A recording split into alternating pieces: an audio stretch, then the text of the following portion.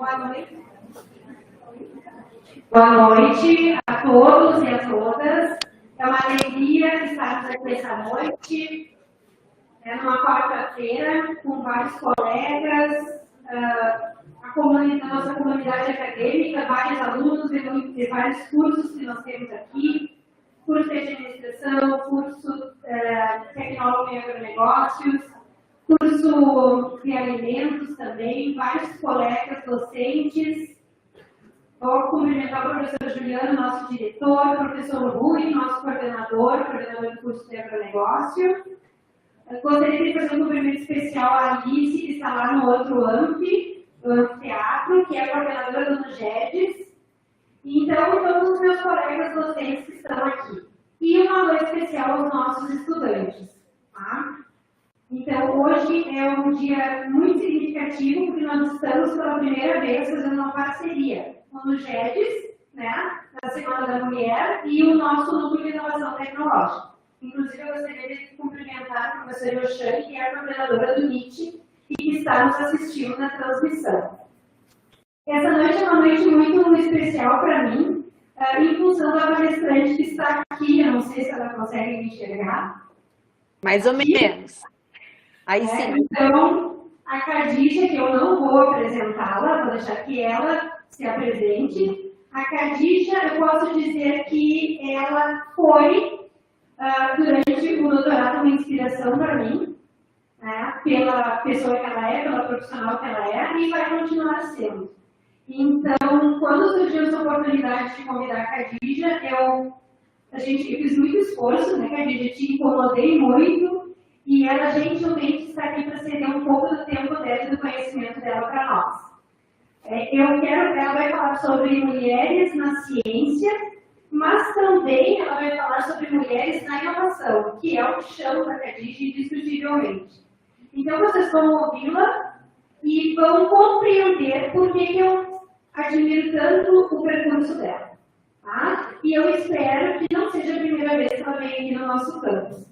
Depois que a Helena já estiver grandinha, porque ela está aí num momento muito importante da vida dela, aguardando a Helena. Então, vamos deixar a Helena ficar um pouquinho maiorzinha, né, Cátia? E tu vem aqui pessoalmente.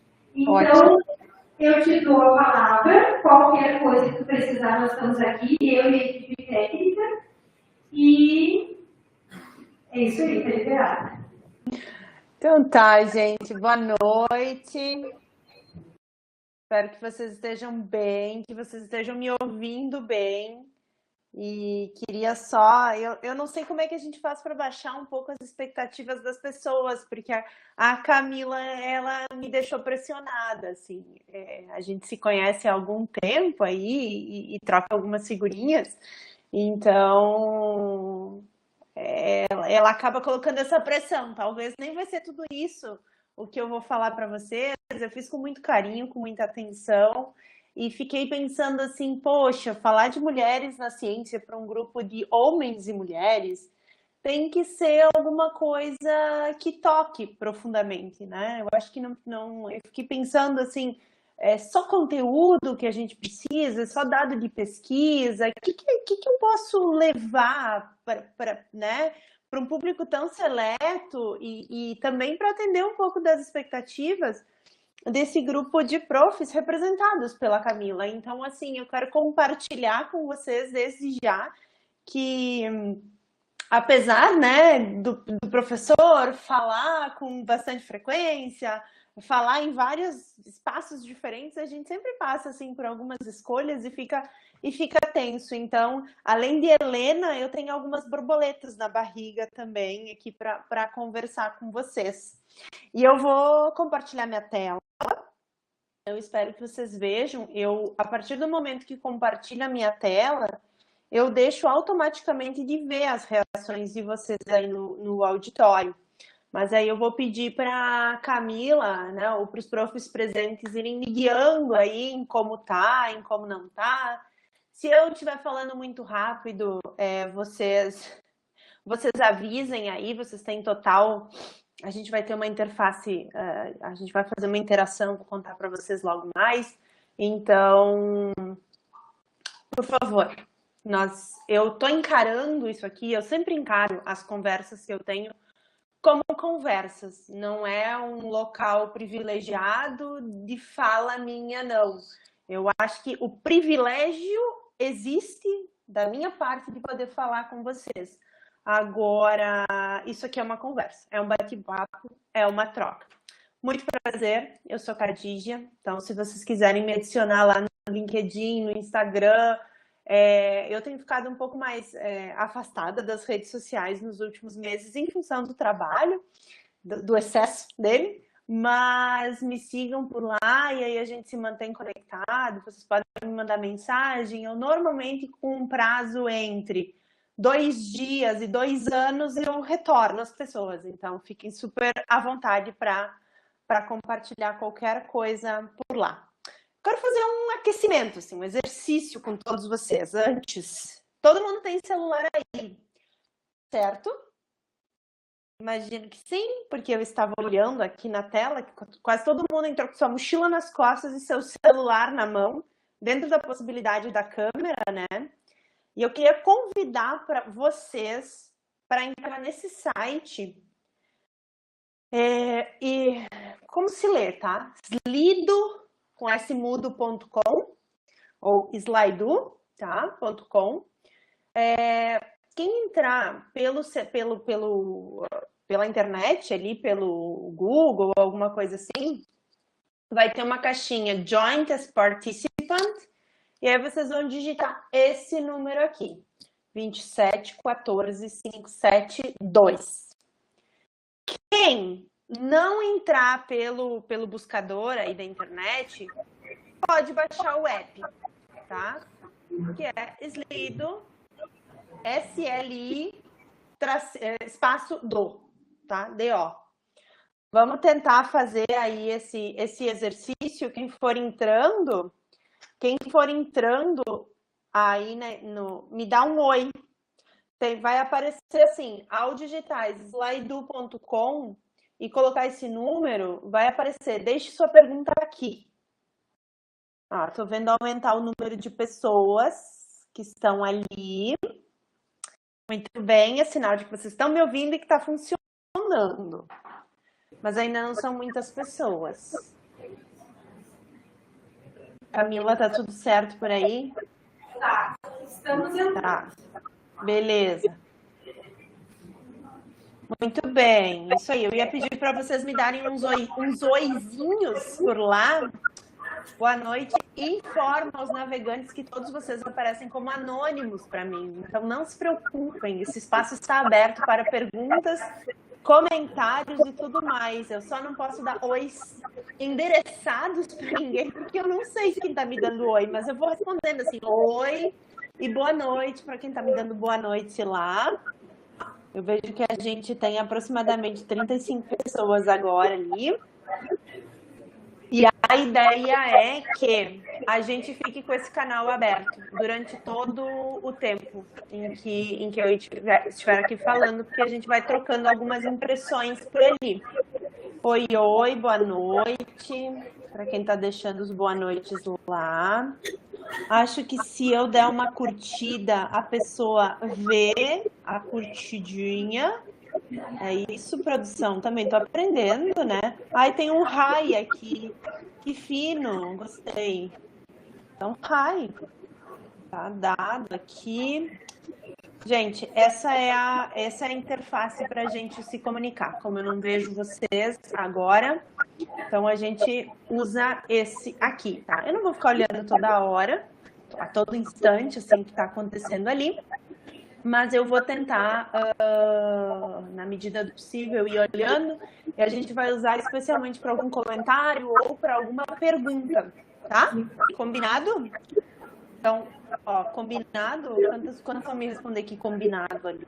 Tipo o grupo de WhatsApp da família, entendeu, gente? Agora esse é o nosso objetivo. Mas eu combinei com vocês e ninguém combinou comigo. Combinado? Aí vocês respondem lá. Oi, alguém me deu um oi agora, mas ninguém me disse combinado, ninguém me mandou um joinha. Nada disso, mas eu tô entendendo que estamos combinados. Agora sim, apareceram vários combinados. Acho que foi o tempo de chegar, de subir a serra para chegar até aqui.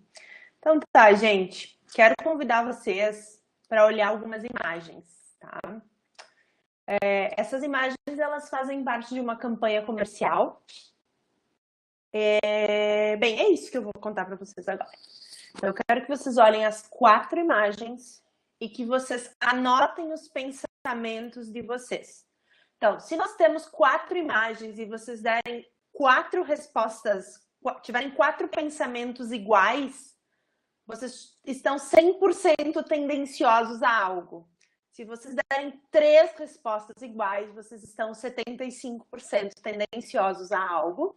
Se vocês derem 2 respostas iguais, 50%, uma resposta, apenas 25%. Tudo bem? Isso é só para testar os conhecimentos do ensino fundamental sobre frações, 1/4, 2/4. Eu gosto de brincar assim com todo mundo. Então, eu vou mostrar a primeira, vocês reflitam e só vão guardando sobre o que vocês pensaram, tá bom? Vamos lá, então, ó, chegaram mais uma leva de combinados aqui. Então, seguimos aí. 4 imagens, 4 pensamentos, tá bem?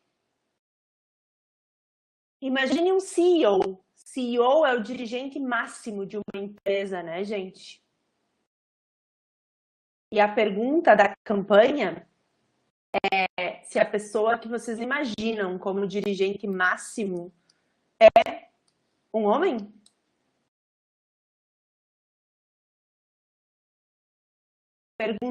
Imagem número 2. Imaginem alguém que é super feminista. É uma mulher? Por acaso?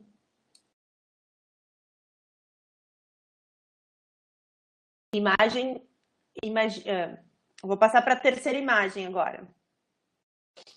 Imaginem alguém que sai muito cedo para buscar seus filhos. Muito, muito cedo. É uma mulher? Por acaso? E agora, imaginem, por fim, alguém da área de enfermagem que cuida de outras pessoas. É uma mulher também?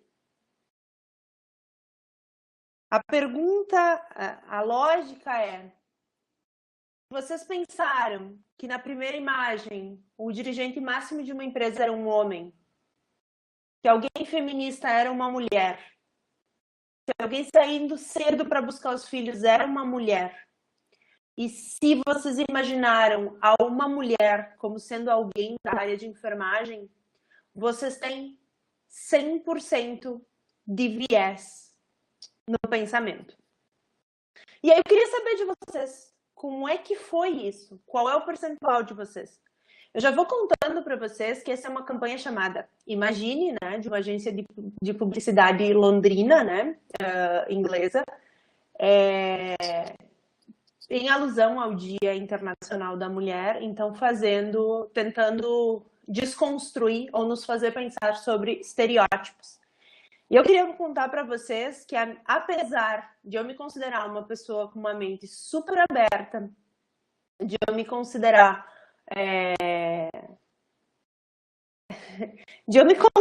assim uma pessoa que vê as mulheres num espaço de igualdade, eu caí no teste do viés. Eu, em 100% das vezes, imaginei, caí no viés. O CEO era um homem, a feminista foi uma mulher, a pessoa que sai cedo para buscar os filhos foi uma mulher, e na enfermagem eu imaginei uma mulher. Eu queria saber de vocês, como é que foi os percentuais aí de vocês? Vocês também caíram no viés? Quantos por cento? Só joga ali no slide para mim, quantos por cento? Quero ter essa informação de como é que vocês foram. Me surpreendam, gente, não sejam como eu, tá? Isso prova o quanto, em termos estruturais, nós estamos despreparados ainda, né? O nosso viés de gênero ainda é bastante grande. Então, eu queria conhecer quais são as respostas aí de vocês. Eu tenho 50 pessoas agora conectadas ali, e sempre tem um delayzinho, né, na chegada das respostas de vocês. Então, podem só colocar ali para mim, tive 100%, tive 50%, 75%. Como é que foram? Prof. Camila, como é que tu foi?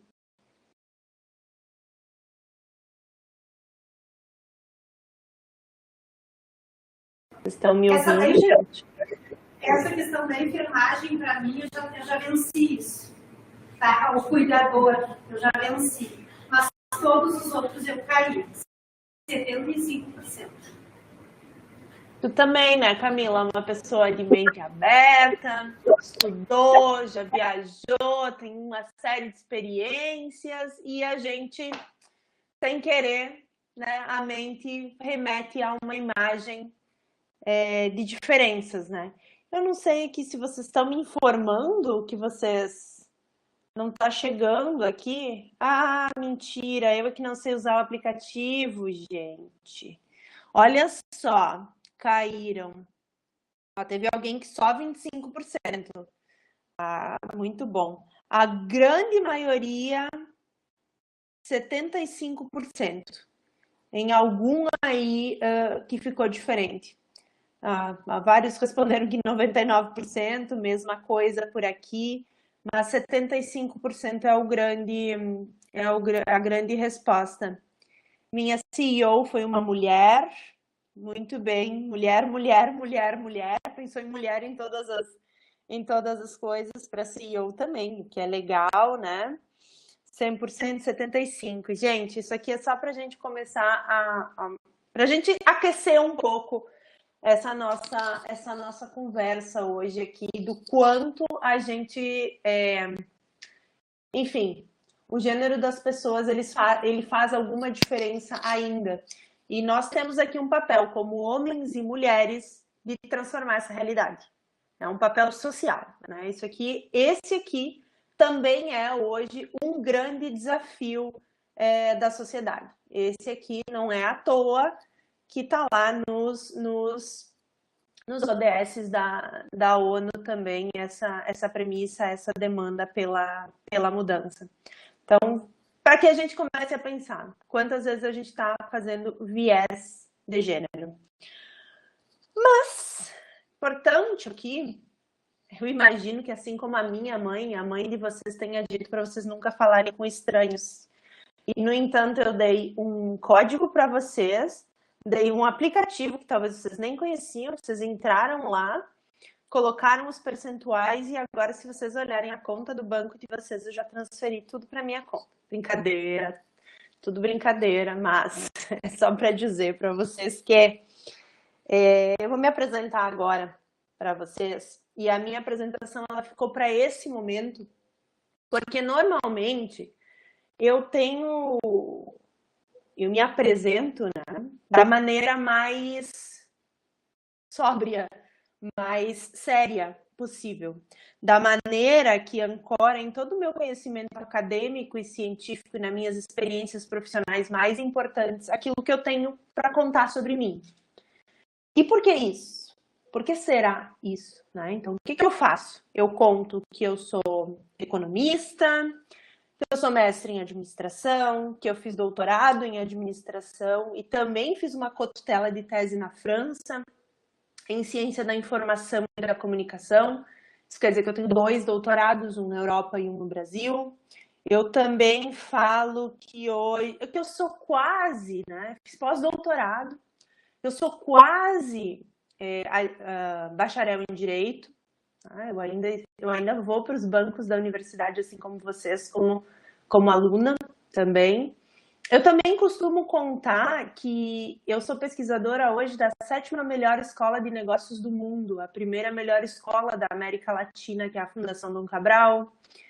Eu também costumo dizer que eu fundei uma startup, né, chamada Inova e Cria, que eu dou aula na Universidade de Poitiers, na França, que eu já dei aula na Inglaterra, na Noruega, no país de Gales, que eu já tive projetos de pesquisa com alguns desses países também, que eu sou avaliadora de projetos da Secretaria de Inovação do Estado do Rio Grande do Sul. Acho que dava para contar aqui que já escrevi mais entre artigo de conferência, artigo de revista, mais de 150, que em função dessa proatividade na pesquisa, o CNPq, ele me prestigiou com uma bolsa de produtividade em pesquisa pela minha proeminência.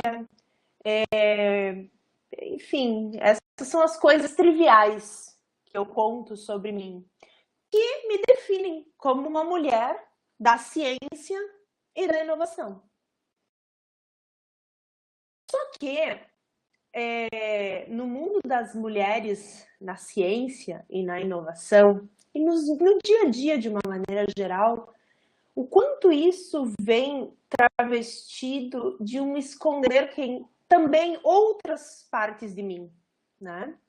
Vem de um esconder de que, por exemplo, eu nasci muito no interior de Bento Gonçalves, na Serra Gaúcha, na beira do Rio das Antas, então dava para quase dizer que eu sou uma ribeirinha, mas isso eu não costumo contar para as pessoas, porque em algum momento da minha vida eu achei que poderia ser julgada por contar de onde eu vim, por contar das minhas origens. Que eu sou filha de um pai e de uma mãe que não concluíram o primeiro grau. Meu pai não concluiu a 4ª série, minha mãe não concluiu a 8ª série. Eu não contava isso. E agora eu tô contando para vocês. E a grávida é capaz de chorar contando, né? Mas vou segurar aqui porque tem um fundo estratégico do porquê que eu tô contando isso para vocês hoje. Também tem o fato de que eu nunca morei numa casa grande. A minha primeira casa, ela não tinha corredor. Era da cozinha, a gente ia para os quartos e tudo mais. Não era desorganizado, era num lugar legal e tudo mais, mas era simples. Eu também não contava isso para as pessoas. Mas isso faz de mim quem eu sou, né, gente? Isso sou eu. Eu também não contava que eu sou uma pessoa muito chorona. Eu chorei basicamente até eu ir morar na França. Eu chorava qualquer desafio que se apresentasse na minha frente. Era meu mecanismo de defesa. Eu nunca tive coragem de assumir que eu era uma mulher ambiciosa, competitiva até. E que nunca tive coragem de assumir que eu tenho muitos medos, embora eu enfrente eles. E também nunca tive coragem de contar para ninguém né? Há algum tempo eu venho refletindo sobre a minha trajetória e olhando para trás, quantas vezes que eu me deixei manipular, porque eu tive medo de perder uma posição, porque eu tive medo de falar o que eu realmente pensava. Enfim, vocês também não sabem de mim que eu sou casada, que eu sou uma mulher apaixonada, que eu amo minha vida. Vocês agora já sabem que eu tô à espera da Helena e que ela me faz muito feliz por isso. Então eu sou esse conjunto, e esse conjunto de características da Khadija, que escreve artigo para as revistas mais reconhecidas do mundo, mas que também convida vocês para baixar um aplicativo e ter uma conversa. Eu queria muito estar aí com vocês e para frente aí, conversar, trocar ideia, conhecer vocês. Não me faz menos. Não me tira o papel de ser uma grande mulher da ciência e da inovação. E, gente, mas onde é que eu tô querendo chegar, né, com tudo isso, com essa conversa, assim? Uma, porque a Camila pediu para que eu me apresentasse. Então, foi uma forma de eu apresentar. Mas outra, porque na segunda parte da minha fala, vem uma série de microagressões e de autoproteção, né? Microagressões é um termo novo para as mulheres, né? É um termo cunhado em 1970, estudado pela psicologia, e que chega hoje no mercado de trabalho E é estudado nas maiores consultorias que percebem ou que buscam entender as mulheres no mercado de trabalho. As mulheres, portanto, as mulheres na ciência e as mulheres na inovação. E a gente chama esses mecanismos de... Eu já tive vergonha do meu sotaque, gente. Eu lembro de uma vez, num congresso, eu disse para o meu orientador que era melhor ele apresentar o que a gente tinha planejado, porque como é que eu ia lá para frente com esse meu sotaque? E bem, superei, mas não era para ser assim, né? Então, por que mulheres têm mais medo? Por que as mulheres se defendem tanto? Por que as mulheres não se mostram no seu todo? Por que dá atenção para o outro? Por que talvez ser mais meigo? Por que ter esse relacional mais desenvolvido? Ele precisa ser escondido em prol de um conjunto de habilidades técnicas. E nós temos as habilidades emocionais também desenvolvidas. E o grande fenômeno que se descortina aqui é o fenômeno das microagressões.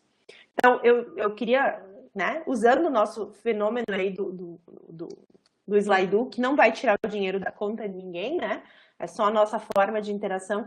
Eu queria saber se vocês já se estiveram assim, em algum papel de medo, de vergonha ou de manipulação, se vocês já sentiram isso na pele em algum momento ou outros sentimentos. Mas agora eu não sou mais uma estranha para vocês, então vocês podem me contar que sentimentos foram esses ali no Slido. E os meninos que estão aqui nessa conversa podem contar quantas vezes, acho que essa abertura assim, de espírito, ela é importante para que a gente mude uma realidade. Então eu quero saber dos meninos quantas vezes vocês já perceberam isso numa colega de trabalho, numa colega de aula, medo, vergonha ou afins? E até quantas vezes que percebendo esse tipo de reação, vocês agiram de uma forma diferenciada frente a elas. E como eu não sou mais uma estranha para vocês, eu queria que vocês de coração aberto me contassem aí se vocês se identificaram com a minha descrição aí. Só não tô vendo as respostas de vocês ainda, mas eu imagino que elas estejam chegando, e estão chegando aqui. Gente, é isso aí, ó. Sempre tem muita gente que se identifica, né, com o processo. Angústia é um outro sentimento que a gente não falou aqui. Eu não lembro de ter me sentido assim, mas de ter escondido talvez quem eu realmente era em alguns pontos para que isso não me prejudicasse na minha carreira ou frente a algumas pessoas, né? Aí alguém me conta aqui que numa entrevista se perguntaram como que a pessoa se sentia, né, trabalhando em uma empresa de maioria masculina. Também é uma microagressão, né, gente? Eu acho que quando isso começar a ser difundido e a gente parar de achar que assédio é apenas sexual e vinculado ao trabalho e começar a olhar os micromovimentos, a gente vai começar a modificar. Modificar a nossa forma de receber isso, né? Piadinhas e outras coisas. Se eu tivesse aí, eu ia pedir para te contar mais, inclusive, da tua reação. Mas eu só estou compartilhando aqui agora o caso que a colega, né? Perguntaram por que ainda tinha o sotaque da minha cidade de origem. Hoje, quando as pessoas né, falam do meu sotaque, eu normalmente não é com um tom arrogante ou algo assim, né? Mas eu sempre, né? E quando porque às vezes ainda, eu sempre falo do orgulho que eu sinto da Serra Gaúcha e das construções e tudo mais, e tento sair. E tem uma amiga que costuma dizer que quando alguém faz uma piadinha ou pergunta alguma coisa que leva a uma microagressão, a gente deveria olhar para a pessoa bem séria e dizer, desculpa, mas não entendi a pergunta, ou não entendi a piada. Sabe assim, tipo, oi? Desculpa, não entendi, para fazer a pessoa refletir sobre a microagressão que ela tá causando ali naquele momento, né? Passo por medos, crises de pânico, pressão psicológica diariamente no ambiente de trabalho. Há momentos em que eu só queria sumir e fugir daquele lugar. Gente, eu vou mostrar umas estatísticas. Nós não estamos sozinhas nesses sentimentos, tá? Volta 3 minutos na minha fala. Gente, 3 minutos, não sei. Eu perdi aqui, eu não vou conseguir ajudar. Camila, se travar aí, tu me chama.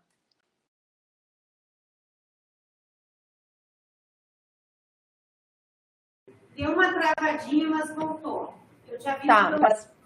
Tá, deu para entender? Sim. Tá, beleza. Gente, mas esse aqui é nosso warm-up, tá? A gente ainda tá no movimento de warm-up. Pensar quais são os estereótipos que estão dentro da nossa mente, nós nos olhamos para dentro, olhando aquelas imagens.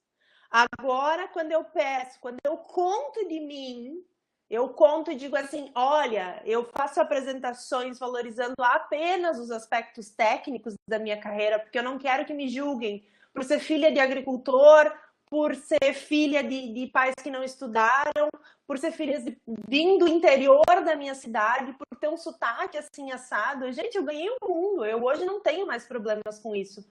Mas eu já tive, e eu tô compartilhando com vocês para que se alguém por acaso ainda tem, a gente vai lutar junto. E não é assim, eu não tô falando de um oba-oba, de vamos levantar bandeiras e lutar. Não, eu tô falando de ações reais que a gente possa implementar. E vocês têm um núcleo de diversidade, um núcleo de gênero na universidade. Então, bem, eu acho que estamos no caminho certo aqui, estamos juntas. Olhamos nesse warm-up, olhamos para dentro, nós sofremos e temos os vieses.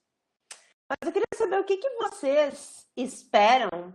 Joia, no outro auditório tá tudo certo. Obrigada por informarem aí. Gente, o que vocês esperam ao final de uma palestra sobre mulheres na ciência? Queria saber de vocês. O que vocês esperam? Rapidinho, 2 ou 3, assim.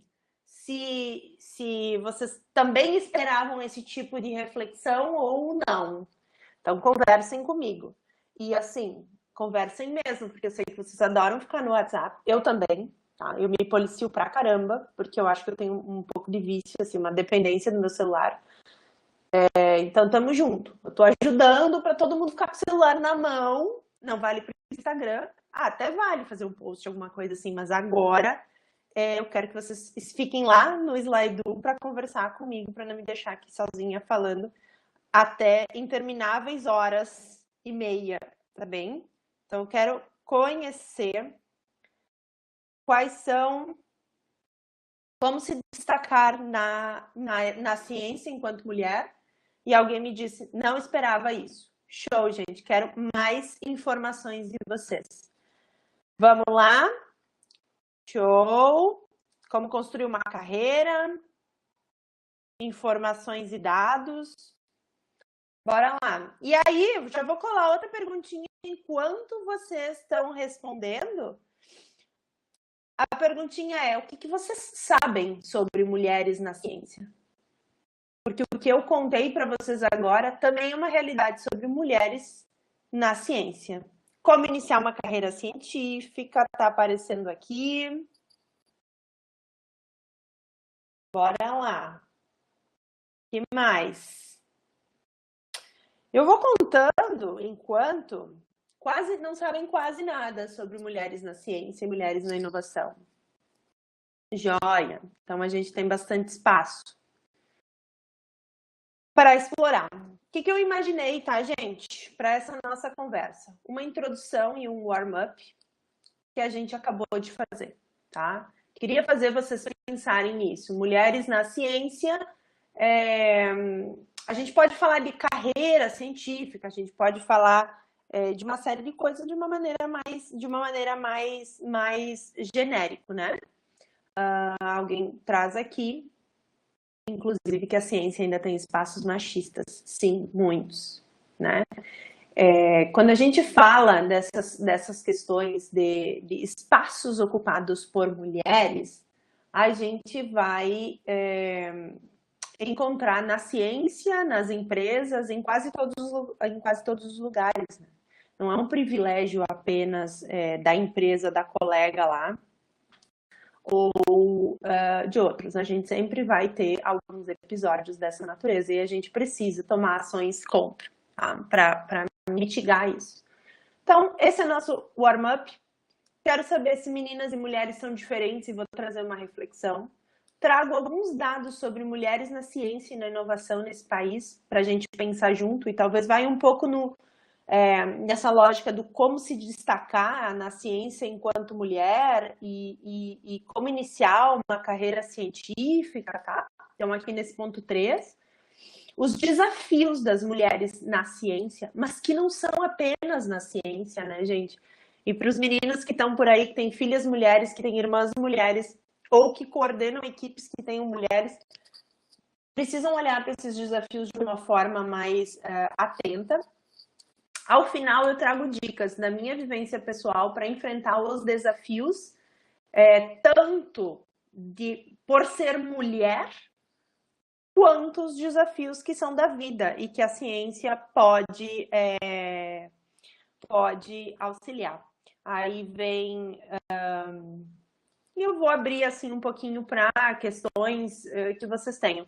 Embora vocês já podem ir deixando ali no slide conforme minha fala, se aparecer alguma coisa que vocês... aqui eu queria saber um pouquinho mais, já lança ali para mim, que eu vou acompanhando. Sim, é muito mais fácil encontrar dados, né, mais generalistas, não tem muitos dados sobre mulheres ou que se diferenciem. Inclusive, isso faz parte de políticas muito recentes no Brasil e no mundo. Vamos lá. Gente, mulheres são seres diferentes? Será que somos seres diferentes desde a infância? Queria mostrar para vocês, isso aqui eu li no livro, tá? A gente estuda várias coisas e eu tenho me deparado, eu vou ser mãe de uma mulher, né? E eu tenho estudado sobre maternidade e sobre educação. Então eu me deparo com algumas coisas da década de 80, em que uma escritora, ela fala no diário que ela escrevia, ela fala que ela tinha uma imagem da filha dela. E a imagem era de uma criatura bonita, forte, autoconfiante, cheia de vida e muito inteligente. A imagem da mãe. A imagem do pai era de uma menininha comportada, muito meiga e muito fofinha. Que poderia ser assim muito afofada e muito acariciada. Apenas para pensar sobre as imagens que a gente faz vinculadas a gênero. Do outro ponto, existe um experimento famoso que coloca um grupo de bebês vestidos com macacões, né? Com tip-tops, todos amarelos. Onde não dá para saber o que é menino e o que é menina, tá? E aí se pede para que se descrevam os bebês. Aqueles bebês, no conjunto geral, eles são descritos como espertos, como fortes, né? Brincalhões, animados, Pega-se um conjunto de bebês, meninos e meninas, e se coloca tip-top azul neles. E pede-se para que mesmas pessoas descrevam o grupo de bebês vestidos de azul. O grupo de bebês vestidos de azul é muito forte, muito astuto, muito inteligente e bastante estratégico. Desmonta brinquedo, né, para descobrir o que tá. O outro grupo, obrigatoriamente, foi vestido de cor-de-rosa. E aí se pede para que se descreva aquele grupo em diferença com o grupo vestido de azul.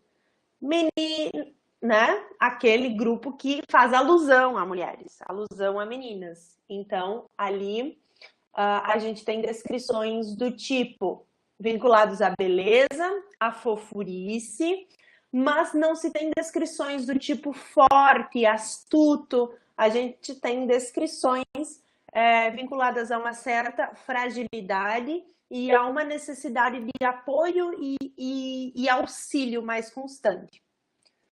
Meninas são diferentes? Outra observação é que meninos e meninas de 1 ano eram colocados dentro de uma sala e se proibiam eles de tocarem nos objetos. E aí, quem respeitava a proibição? As meninas respeitavam com mais facilidade a proibição. E a psicóloga, ela faz toda a descrição do estudo a partir dessa pergunta. Será que as meninas todas, de mães diferentes, simplesmente eram mais bem educadas do que os meninos? E por isso elas se continham em termos da proibição? Ainda, gente, em Harvard, lá na psicologia, se falava de medos de meninos e meninas. Com 4 meses, os meninos eles reagem a estímulos da mesma forma. Com 14 meses, já há uma diferença gritante entre meninos e meninas. Tá? Uma das possibilidades é que os meninos têm um determinado hormônio que controla o batimento cardíaco deles e tudo mais, o mecanismo. Então, poderia ser um motivo pelo qual meninos são menos medrosos.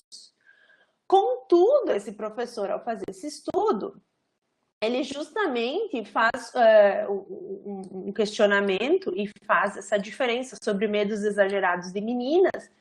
Se por acaso, né, a forma de cuidar de uma menina e de cuidar de um menino não eram diferentes ao longo do caminho, né? Ou não haveria um jeito único de cuidar de crianças, então de encorajar a sua criatividade, de estimular o escorregar, os deslizes e tudo mais. Haveria essa necessidade de fazer diferenças de sexo já no início da vida? Ainda, gente, tem questões sobre linguagem corporal, né? Várias pessoas foram gravadas caminhando na rua com diferentes vestimentas que não identificavam o seu gênero, né? E foram mostradas para presidiários, tá? Em Nova York. E os presidiários, na sua maioria, identificavam não pelas roupas, por serem roupas que faziam alusão a mulheres, mas que pela linguagem corporal de fragilidade, de confusão e insegurança, davam a entender que ali tinha uma mulher. E que, portanto, eram as suas presas, as suas vítimas mais fáceis, né? As vítimas potenciais. Gente, e tem uma série de estudos dessa forma. Vários pais foram deixados, né, montando quebra-cabeças, outro experimento, durante muito tempo, com meninos e meninas. Quando os meninos não conseguiam e tinham ataques de raiva, né, os pais tendem a ignorar o ataque de raiva e chamar, deixa disso, vem aqui, continua jogando, vamos resolver o problema porque a gente tem que montar. Quando acontece com as meninas, a maior parte diz, não importa, meu amor, vem cá, vamos te ajudar, não sei o quê.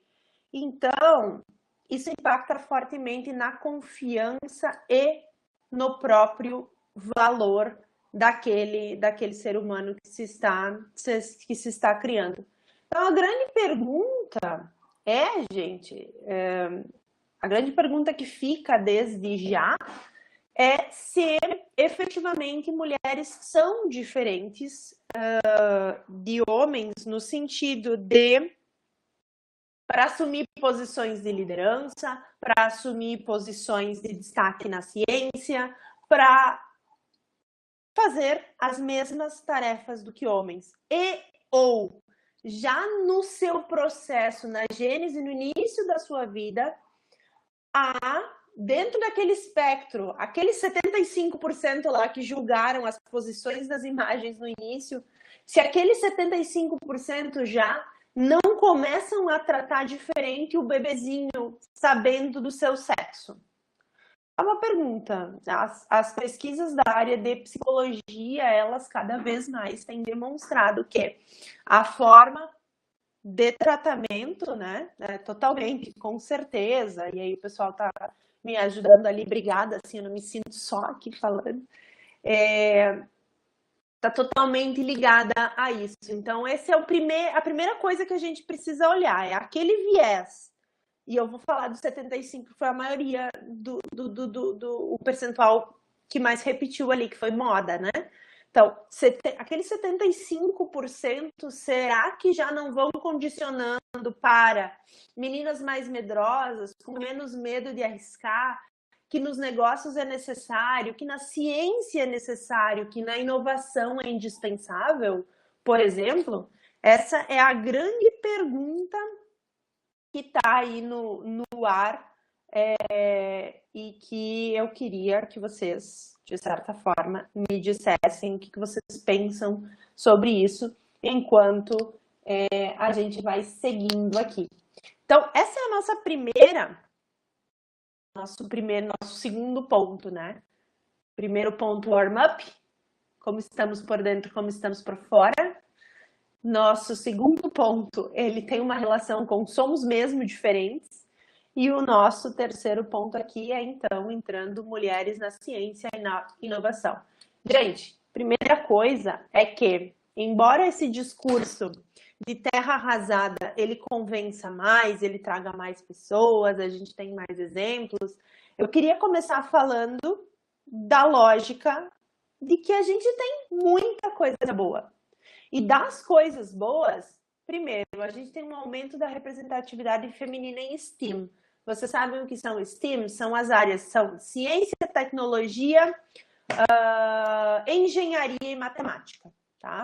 São as áreas dessa área mais tecnológica, amplamente dominadas por homens, tá? Por muitos anos, foi uma área dominada por homens no mundo inteiro, ainda é dominada por homens, mas a gente está chegando aí em representatividades próximas a 40% para 60%, numa média. Então, isso é importante, mulheres na ciência. Como começar uma carreira acadêmica, tentando fazer um link aqui com algo que vocês trouxeram antes, estimulem as suas meninas a desmontar carrinho, na universidade a participar de iniciação científica, diria que é o primeiro passo. Vocês aí na universidade iniciação científica, quem é do agro, conhecer o mundo das startups, saber o que está rolando na inovação, isso vai aumentar a representação feminina em STEAM, a formação de redes de diversas áreas. Mulheres ganhando prêmios, né? Especialmente na área de ciências, como a Emmanuelle Charpentier e a Jennifer Doudna, que ganharam o prêmio de Química porque eles criaram a possibilidade do CRISPR, né? Que quebrava lá o genoma. Então, extremamente relevante a gente começar a olhar, ver a representatividade feminina. São coisas para comemorar. A gente tem uma série de iniciativas de educação para meninas, especialmente em órgãos como a Unesco, né? Que tem o Girls in STEAM e que tem o meninas que fazem código, né? Vinculado a sistemas, vinculado a software. Porque estimulando aí a participação das meninas nessas áreas em que elas têm menos participação. Gente, grandes projetos científicos não eram liderados por mulheres. A gente não via nome de mulheres em grandes lugares, em grandes locais. Né? A gente não via grandes mulheres coordenando associações nacionais importantes. A gente não via mulheres dirigindo grandes empresas. Então tá aqui, Kate Bauman criou o algoritmo, né? Que permitiu fazer uma imagem do tal do buraco negro da Terra em 2019. Então é um ícone, ela talvez seja um dos grandes nomes de projetos científicos da atualidade, mas a gente tem aí na área de ciência política, a gente tem líderes como Angela Merkel, por exemplo, liderando grandes países, como a Alemanha, tá? Então, trazendo de novo boas coisas para a gente comemorar aqui. Há uma emergência de reconhecimento de mulheres cientistas que foram esquecidas completamente pela história.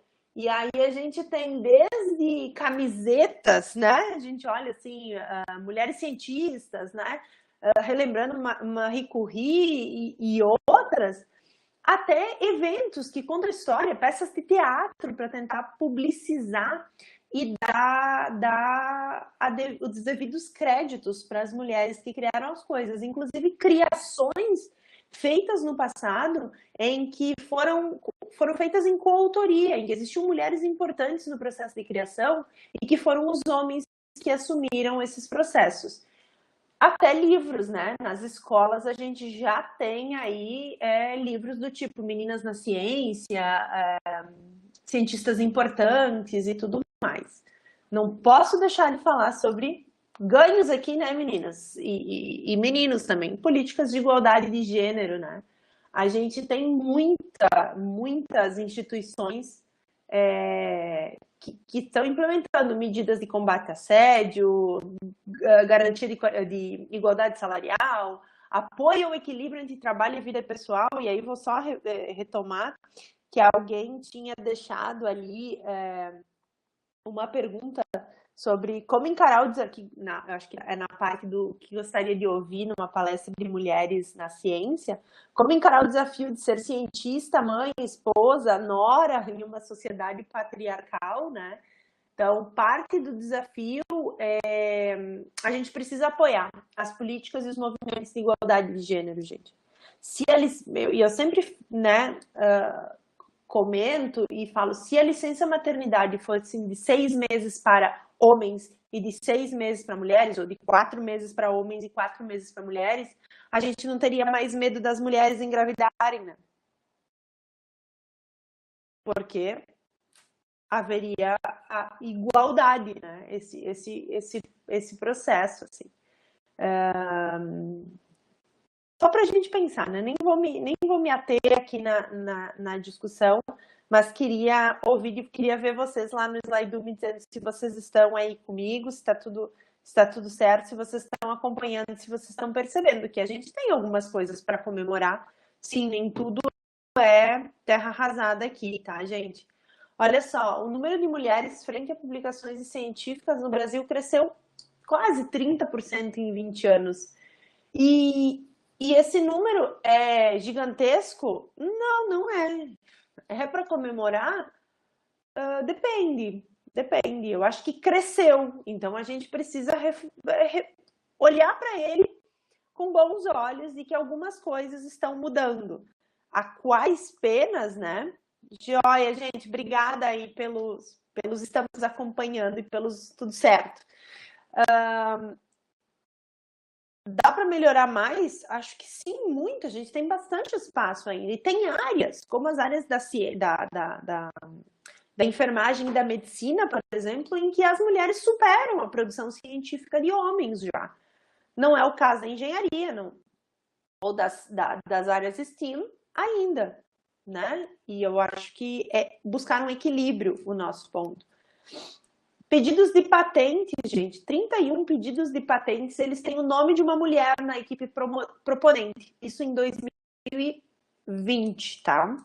Mas esse número, ele era só de 20%. Então, vejam, em 15 anos, a gente melhorou, a gente acrescentou 10% aí da participação de mulheres na inovação. E se o ritmo de crescimento se mantiver assim, a gente vai chegar em pé de igualdade em depósito de patente em 2061. Longo, muito longo. Sinal de que a gente precisa de mais políticas. Mas a gente não precisa esperar o resultado final de igualdade para ir comemorando os pequenos ganhos, né? Unicórnios, falando de unicórnios, de startups, né? São aquelas empresas avaliadas em 1 bilhão ou mais.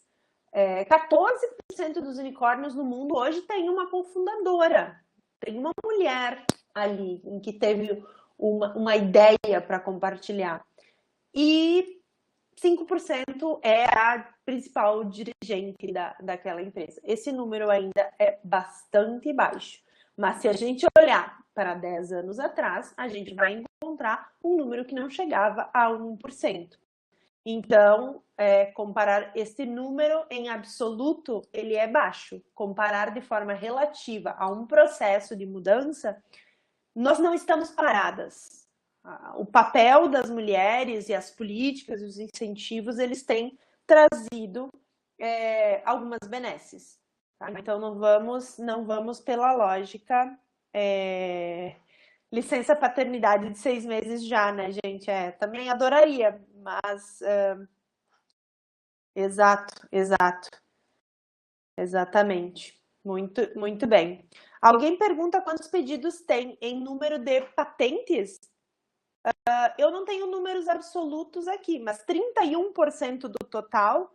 Então, quando a gente traz o percentual, é possível fazer o comparativo, né? De toda forma, ele é mais rico do que o número absoluto, percentualmente. Mas a gente pode olhar depois e aí eu já respondo desse número total, tá? E é coautoria. O outro coautor pode ser do sexo masculino, se era essa a pergunta, tá, gente? Ainda, vocês sabiam que o termo unicórnio, ele foi cunhado por uma mulher? Não o unicórnio, né, gente? Mas essa analogia do cavalinho que tem um chifre só ao mercado financeiro, às grandes startups, foi uma mulher que escreveu num relatório da consultoria financeira onde ela trabalhava. Ela escreveu que determinadas empresas estavam se destacando e que pareciam tão extraordinárias que eram como unicórnios naquele cenário.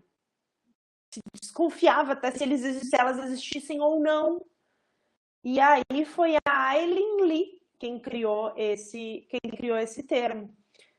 A gente não fala sobre isso, né, gente? Mas tá aí, daquele fato de que a gente começa a trazer os feitos e as criações das mulheres, aqui está mais um. Então, em termos de mulheres na ciência e na inovação, gente, nós temos algumas coisas para comemorar. Mas agora nós vamos falar dos desafios. E que não são apenas... Quando eu olho para o lado aqui, gente, eu estou olhando o Slido, tá? Não estou olhando meu Instagram. Estou olhando o Slido para saber se vocês estão me mandando... Se vocês estão me reafirmando aqui, se está tudo certo, se vocês estão gostando disso, ou se vocês têm alguma pergunta. Gente, que bom, alguém colocou que não sabia disso, né? Provavelmente eu acho que se refere ao termo aqui, unicórnio. Então, pois a gente às vezes não sabe de coisas super importantes, né, que aparecem aí, todo mundo usa hoje, e foi uma mulher que se dá conta dessa analogia, né, e provavelmente tem um pouco dessa perspicácia, assim, de um mundo da brincadeira, do brincar, do fazer o comparativo, do unicórnio cor-de-rosa, e aquela coisa toda, e... Enfim, alguém diz que 6 meses é muito tempo para aguentar um homem em casa. Mas, gente, podia ser como na Noruega, um antes e o outro depois, não, os dois juntos, né? Vai que os dois trabalhem na mesma empresa, inclusive. Enfim, acho que podemos discutir essa relação, assim, se seriam os dois juntos ou não. Estão comigo ainda? Deixa eu ver quanta gente ainda está conectada. Beleza, ainda tem um número bom ali. Ops, fechei sem querer. Ainda tem um número bom conversando comigo, me acompanhando. Show, gente. Estamos aqui. Muito bom. Continuem aí, tá? Desafios das mulheres na ciência e não apenas na ciência. Duas coisas que eu quero trazer para vocês. Microagressões e self-shielding ainda são desafios, tá? Isso aparece no relatório da McKinsey. A McKinsey é uma das principais consultorias do mundo. Ela faz um relatório anual chamado Mulheres no Mercado de Trabalho. E no ano passado, ela trouxe estes dois desafios aqui para a gestão de grandes empresas, tá? E esse aqui é um desafio do dia a dia. Microagressão é um termo cunhado em 1970, que vinha muito da observação de insultos entre estudantes negros e brancos lá na Universidade Médica de Harvard, e que se popularizou recentemente, tá? Mas em 2007 começa a entrar nessa lógica do mercado de trabalho. O que eu quero trazer para vocês desses desafios? Uma mulher, ela não pode ser interrompida enquanto ela está falando ou ser ignorada, tá? E aqui é muito comum disso acontecer. Outra coisa, eu não vou entrar em detalhes, depois a gente pode abrir ao final aqui, e se vocês tiverem, prestem atenção, se vocês estão em espaços onde vocês falam alguma coisa e tem sempre alguém que precisa reexplicar, ou que gosta de dizer, não, o que ela quis dizer foi tal coisa, ou repetir a sua ideia, tá? Ou falar sobre o que você falou. Microagressão. Comentários sobre a aparência de mulher. Você está bonita hoje, em situações em que o foco deveria ser competência profissional. Então, não quer dizer que elogios não são bem-vindos, não sejamos, de novo, né? Ninguém mais elogia ninguém. Não é esse o ponto aqui. É tipo, acabou de falar alguma coisa super importante e aí vem alguém com uma gracinha. Nossa, você está muito bonita hoje, eu adorei sua camisa, ou alguma coisa nesse sentido. Isso gera um desconforto e uma pormenorização da fala e das ideias desse profissional, tá? A assunção de alguns papéis com base no gênero, elas, como nós fizemos lá no início, aquelas imagens iniciais, nós assumimos papéis com base no gênero. Então, assumir que para ser telefonista nós precisamos de uma mulher, ou para trabalhar com crianças nós precisamos de uma mulher, ou para ser a cozinheira do restaurante a gente precisa de uma mulher, é uma microagressão. E daqui vem todo aquele desenrolar, eu não sou da área de recursos humanos, né, gente, mas vem todo aquele desenrolar da seleção às cegas, de não ter fotos, de não ter nomes, da gente poder avaliar efetivamente as capacidades e competências daquele indivíduo sem entender, sem saber qual é o seu sexo ou o seu gênero, tá? E vem da tentativa de diminuir microagressões, tá? Dizer que uma mulher está exagerando, dizer que ela é muito sensível, que ela está sendo uma menininha, que está carente. Gente, ou até o cúmulo do cúmulo é dizer está menstruada hoje. Tá? Há não muito pouco tempo atrás, tipo, sei lá, uns 2 meses, não, eu não vou descrever o local nem nada, eu tive com alguma pessoa que disse assim, nossa, o fulano, que era um homem, ele estava difícil, né? Tava difícil de manter a reunião com aquela pessoa. Ele deveria estar menstruado, fazendo alusão ao, né, a essa característica física feminina. E aí eu usei aquela tática do desculpa, não entendi, né?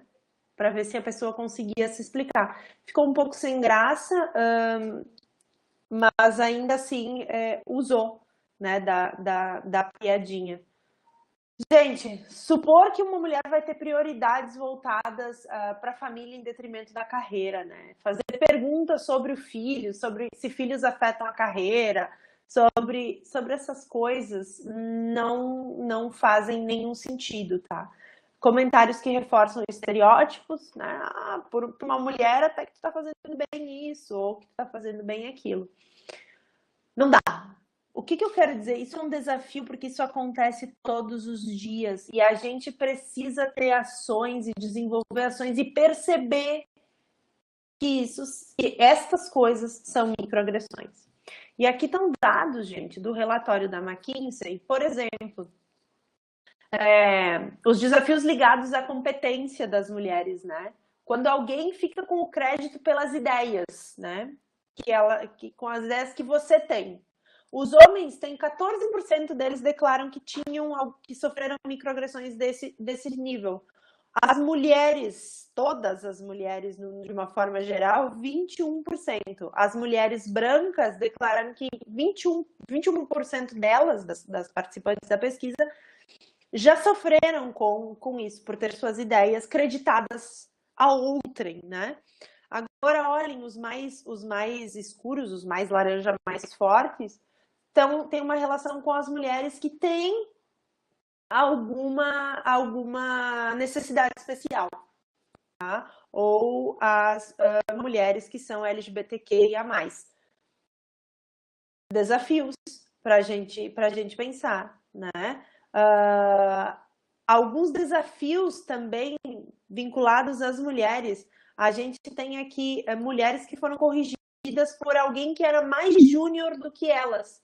Então, os homens falam de 5% isso acontece. As mulheres, os percentuais dobram só pelo fato de ser mulher. Ou mulheres que... Ou você foi interrompido enquanto falava, mais do que outros. A gente tem aqui 10% para homens, 22% para mulheres declarados. Mulheres com alguma necessidade, 35%. São dados gritantes, né? Quando a gente olha que as mulheres sofrem o dobro, em linhas gerais, de microagressões do que homens no mercado de trabalho. Quando a gente olha esse quadro aqui, de novo, a gente pode... Aqui tem uma relação com o desmerecimento, né? Fizeram um comentário sobre a sua aparência, desmerecendo vocês? Não, quase nada, o dobro. Fizeram comentários sobre o seu estado emocional, tá triste, tá brava, tá carente, tá menstruada, tá não sei o quê. 6% dos homens, o dobro para as mulheres. Criticaram alguma das suas características, 10% para homens, 14% para mulheres. E aqui, de novo, né, a gente vê os quadradinhos mais, né, a gente tem aqui mulheres pretas, mulheres latinas, mulheres asiáticas, tem aqui uma concentração com relação ao sotaque, com relação à cultura e com relação a alguma característica da sua raça, gente. Não parece, né? Mas tá aí, tá gritando. E é um relatório super recente. O self-shielding tem uma relação com autoproteção. Então, como é que a gente como é que a gente se autoprotege? Por isso que eu quis fazer aquela minha apresentação de um jeito diferente hoje. Eu quis reforçar os aspectos técnicos que me trazem até aqui, como uma mulher da ciência e da inovação, mas também reforçar que por trás disso, hoje eu estou num local em que eu me sinto... a Camila, representando o Instituto Federal, me dá uma segurança psicológica também para falar sobre isso, né? Então, que estratégias de autoproteção são essas? Code switching, né? A troca da forma de se vestir, por exemplo.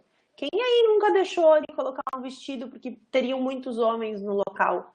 Ou quem aí não vestiu um terno, porque tinha um terninho, né, um casaquinho, porque tinha que parecer mais profissional para ir em determinado local. Ainda tem todas as questões de gênero, né? Esconder orientação sexual é uma forma de autoproteção. Não compartilhar experiências pessoais. Faltou um I aqui para nós. Mas não compartilhar experiências pessoais, gente. Como as que eu compartilhei com vocês agora. Que eu sou do interior, sobre a formação dos meus pais, sobre a infância que eu tive, enfim, com medo de sofrer alguma discriminação. Isso também é um tipo de autoproteção. Limitar a visibilidade em redes sociais, né? Ou ainda, mudar de carreira ou abandonar hobbies, gente, que são estigmatizados. E aí tinha um comentário antes ali no Slido, bem lá no comecinho, de uma colega, né, que falava das suas condições de trabalho. Então, o que será que não passa na cabeça, né?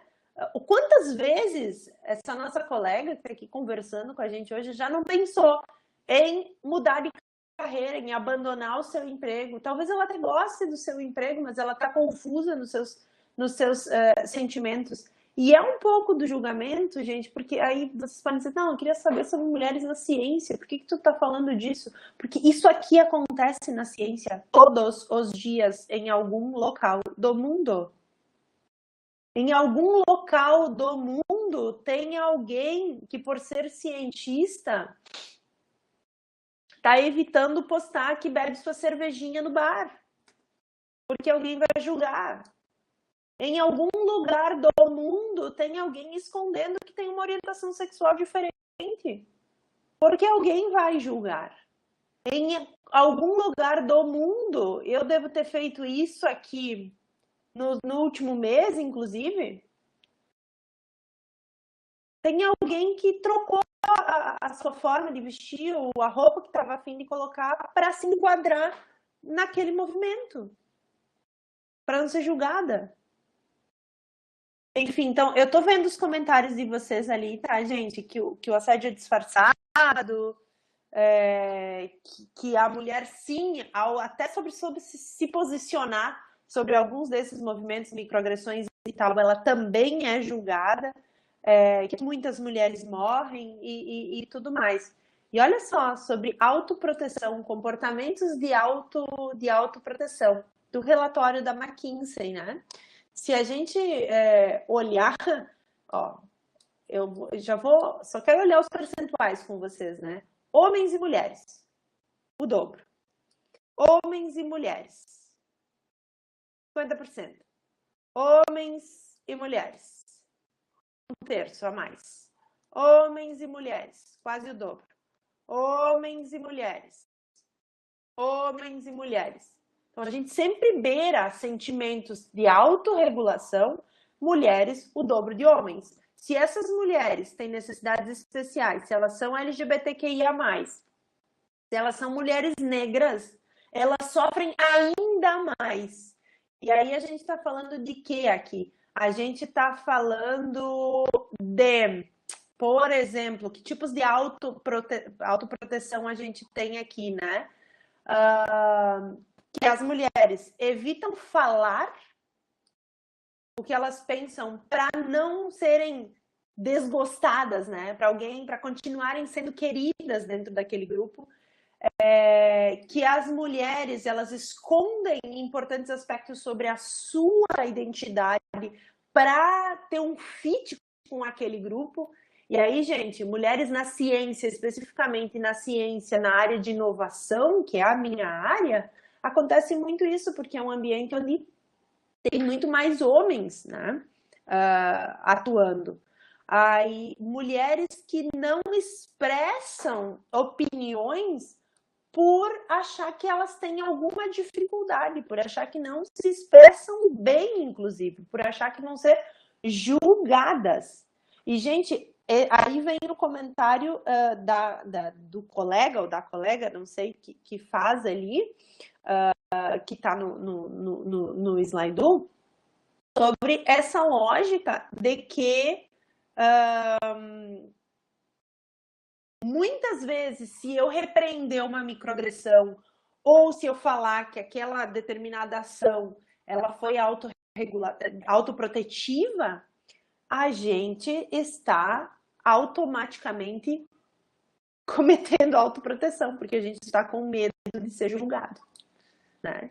E quantas vezes a gente tem que ficar assim, naquele running constante e dizer assim, não, isso aqui é um posicionamento que está errado, eu preciso me posicionar de outra forma. Como? O que eu vou fazer com relação a isso, né? Vou lá, gente. E por que microagressão tem resultados negativos? 4,2% das mulheres que sofrem microagressão elas têm mais potencial para sofrer burnout. Lembrem do comentário que eu falei que estava ali no nosso chat antes, né? Já não aguento mais, ou alguma coisa nesse sentido. 3,3 vezes mais as mulheres consideram deixar as empresas quando elas sofrem microagressões.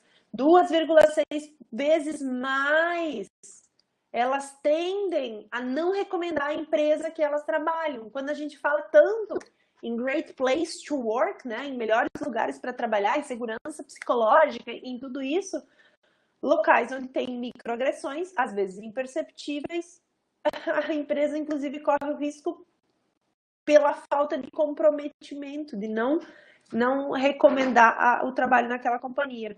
E ainda as microagressões ou essa necessidade de autoproteção, ela gera 3,8 vezes mais, faz com que as mulheres, especificamente, não sintam que têm oportunidades iguais aos homens dentro daquela corporação.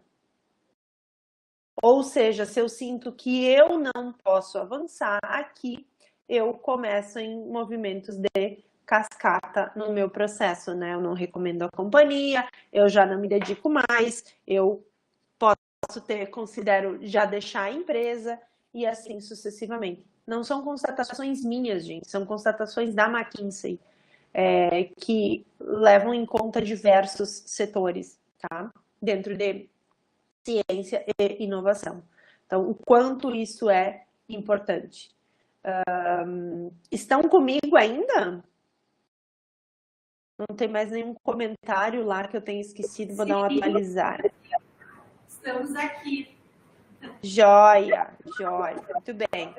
Eu não podia deixar, gente, vir aqui e deixar de falar sobre a Cláudia Goldin, né? E eu acho que é um nome para guardar. A Cláudia foi Prêmio Nobel de Economia, uma outra área, assim, onde as mulheres fizeram grandes conquistas, né? Grandes, especialmente para quem estuda a área da gestão, elas têm aparecido muito mais naquela lógica da gente resgatar as origens, então tem grandes economistas. Mas a Cláudia ganhou o Prêmio Nobel no ano passado por causa das suas contribuições da pesquisa. E a pesquisa dela era sobre mulheres no mercado de trabalho. E o que a Cláudia trazia? Ela trazia algumas coisas. A pesquisa dela, ela aponta que a disponibilidade incessante das mulheres para a família prejudica elas no trabalho. Por quê? Porque normalmente homens têm disponibilidade para trabalhar a qualquer hora. Por que eles têm disponibilidade para trabalhar a qualquer hora e mais do que o tempo no trabalho? Porque mulheres têm hora para buscar criança na escola, porque quem busca criança na escola é mulher, dentro daquele estereótipo que vários de nós validamos há menos de uma hora atrás, né? Então, dentro dessa lógica, como é que a gente muda esse modus operandi? Desigualdade no mercado de trabalho, ela passa a afetar as mulheres após alguns anos do seu primeiro filho. Então, antes disso, dada que a sua disponibilidade para trabalhar a qualquer hora, né, ela também ela é quase similar, depois que o primeiro filho nasce, aí a gente começa a ter desigualdade. E aí eu vou ter que ir lá beber num comentário de alguma colega ou um colega há um tempo atrás, que a sociedade precisa responsabilizar os homens pela criação dos filhos. Então, é um pouco nesta lógica que a gente precisa falar mais sobre isso, a importância da divisão do trabalho nas famílias, sejam elas as constituições que elas tenham, né? A Cláudia também destacou muito sobre o papel dos anticoncepcionais, né, nas carreiras das mulheres, e é engraçado porque várias das correlações dela mostram que a partir do aumento dos usos de anticoncepcionais, a gente consegue ver mais mulheres ascendendo a cargos de gerência e presidência. Então, olha, isso aqui, gente, tem uma relação direta com política pública, né? E tem alguma outra coisa que é da nossa era hoje, que é congelamento de óvulos, fertilização in vitro. A gente ainda não está estudando com relação a mulheres no mercado de trabalho, mas buscando uma inspiração no estudo da Cláudia, obviamente, se eu consigo atrasar a maternidade, e se eu posso, então, fazer isso no futuro, atraso a maternidade e ainda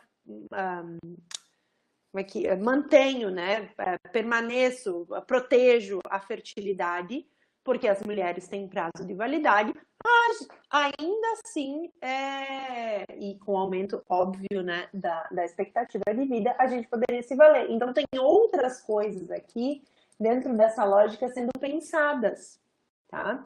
E aí, por exemplo, países como a França, o congelamento de óvulos, ele é política pública.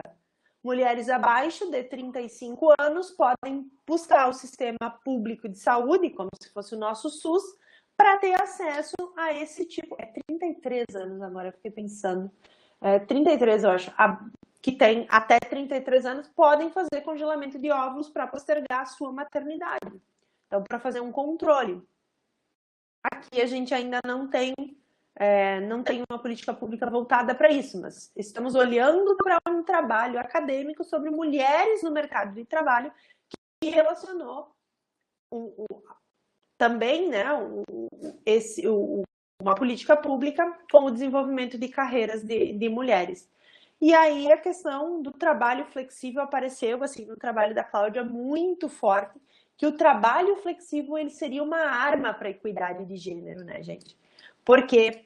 Porque enquanto que os homens não gostam, nas pesquisas demonstram que eles não gostam da questão do trabalho flexível, porque as crianças estão em casa também, as mulheres tendem a gostar mais ou apreciar isso, porque isso lhes dá flexibilidade para buscar, para levar, para, né, ir e vir com a questão da disponibilidade incessante para a família, tá?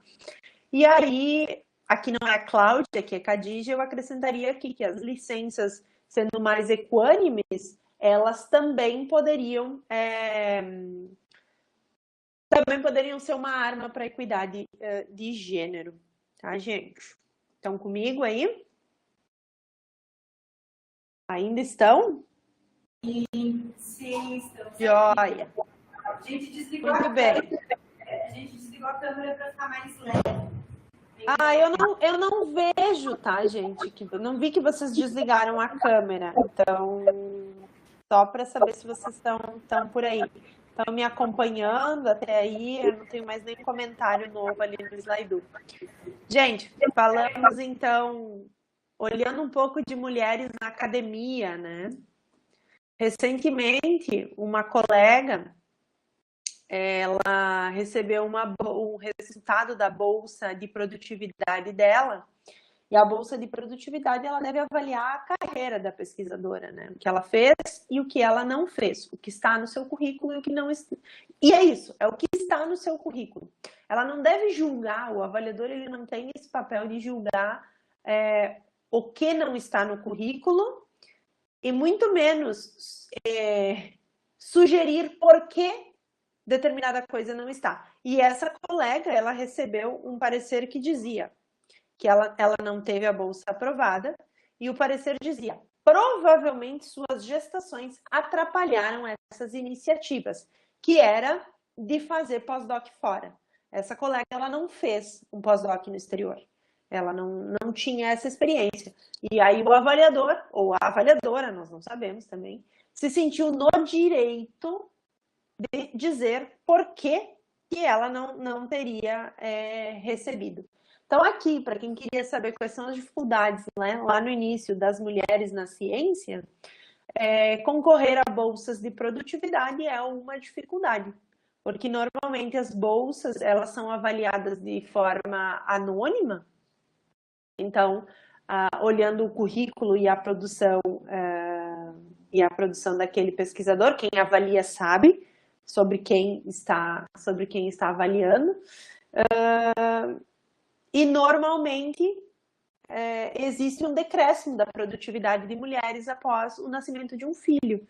Então tem vários movimentos, inclusive o Parenting Science é um deles, que brigou muito por filhos no Lattes.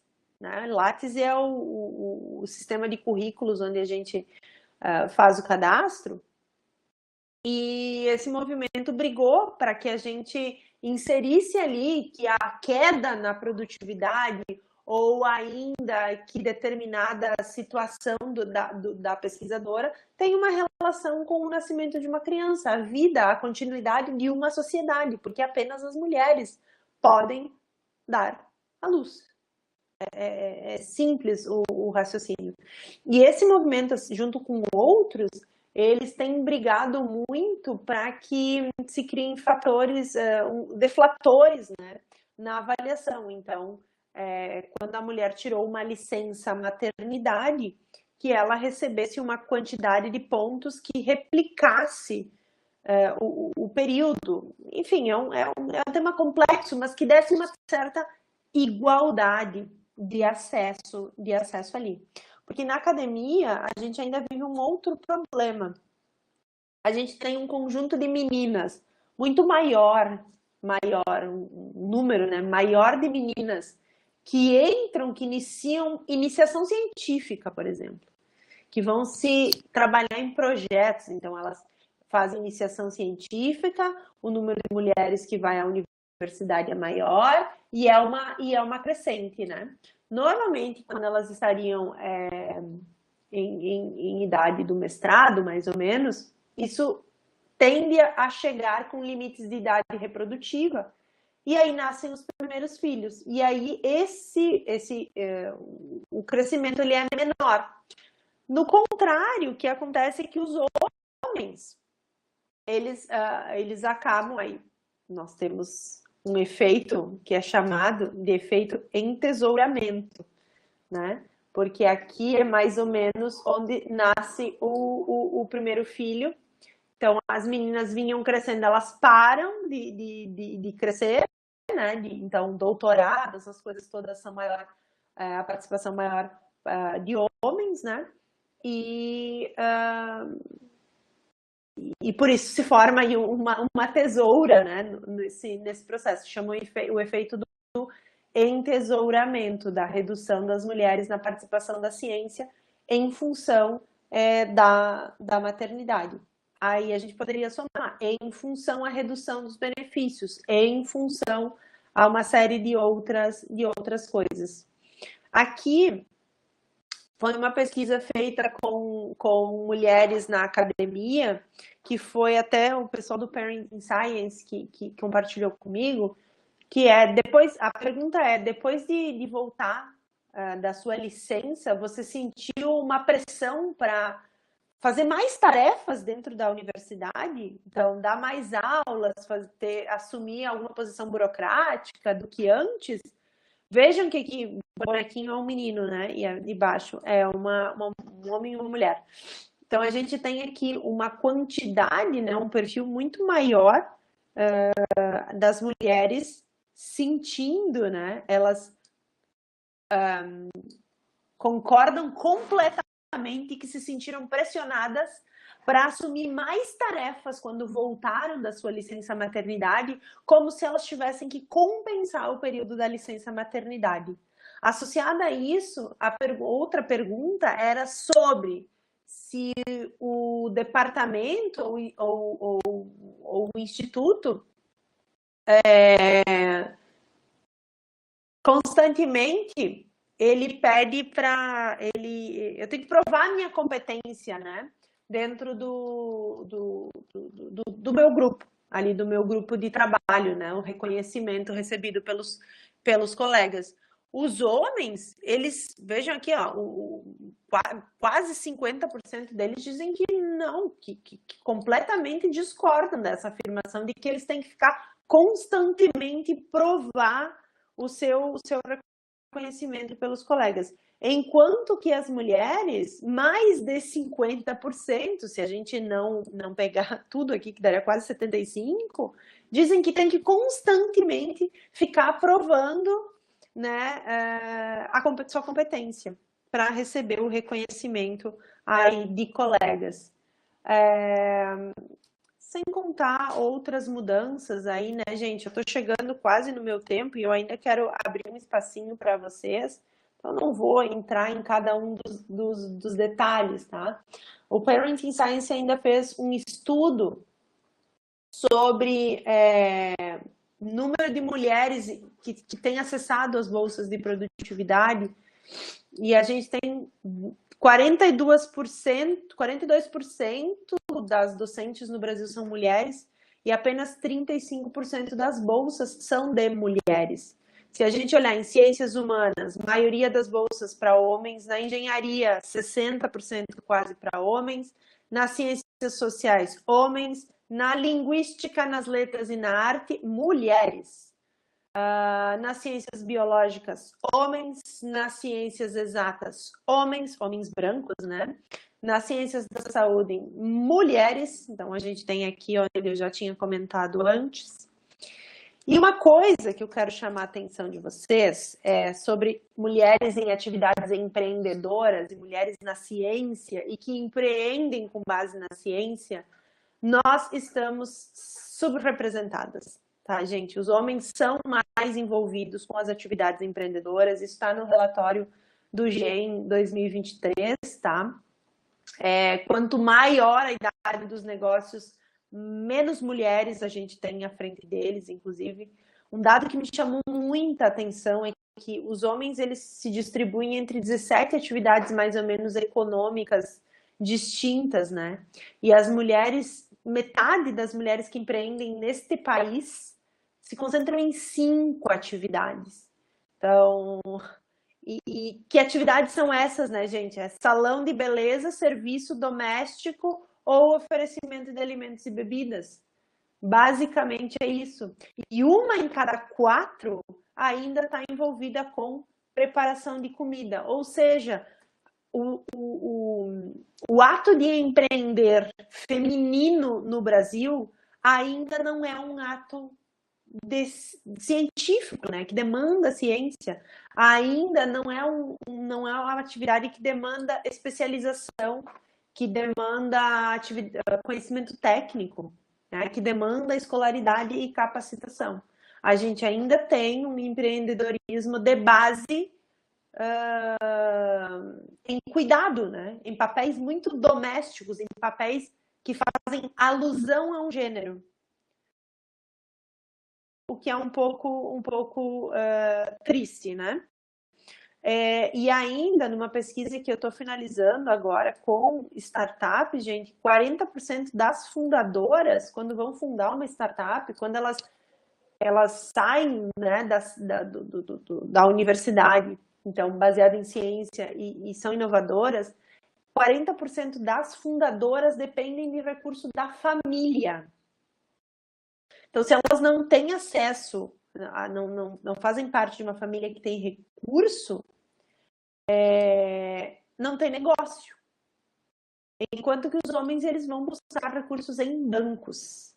E aí vem aquela coisa da segurança, né? Do passar segurança, do ter medo de arriscar e tudo mais, aparece aqui nessa busca de recursos para tocar o seu negócio e, por conseguinte, para desenvolver outros tipos de atividades. Eu vou pular aqui porque depois eu volto no livro para falar um pouquinho para vocês. Dicas, gente! Qualifiquem-se sempre. Futuros podem ser criados. Tem um mantra, eu tenho uma amiga que usa um mantra que o universo nunca nega nada. Então, a gente tem que pedir, mas a gente tem que se preparar. Qualifiquem-se, porque a minha startup é uma edutech de educação para inovação e empreendedorismo, e a gente busca uma pedagogo para trabalhar com a gente no desenvolvimento de produtos em P&D há algum tempo. E a gente recebe diversos currículos, né? Ao longo da semana, especialmente quando a gente compartilha, né, o nosso desejo. E, gente, com tanto curso online gratuito, as pessoas, nada aparece assim, de formação recente, sabe? Onde é que tá as formações? Onde é que tá essa qualificação, né? Por que não está aparecendo nos currículos? Ou a gente também avalia que pode haver uma necessidade de mentoria para construir um bom currículo, né? Mas, de toda forma, qualifiquem-se sempre. Cuidado com quem vocês seguem, tá? Porque isso influencia a gente, influencia a não gostar do corpo, a gastar dinheiro com coisas que não fazem feliz, a perder foco em objetivo, cuidado com a falácia do milhão, ser mulher no mundo contemporâneo ainda é uma dificuldade, então busquem aí seguir pessoas que vocês admiram, pesquisem sobre as pessoas que vocês seguem, porque a rede social ela está cheia de especialistas e experts, tá? Todo mundo está capacitado. Escolham perfis que podem encorajar vocês a construir uma rede forte. Eu sugiro aí o Maternidade nas Empresas, o Parenting Science ou o Ladies in Tech, para quem é da área de inovação, tá? Faça parte de rede com mulheres. Aceite ser mentorado, peçam ajudas, leiam biografias, gente. Histórias de vida ensinam muito, assim. É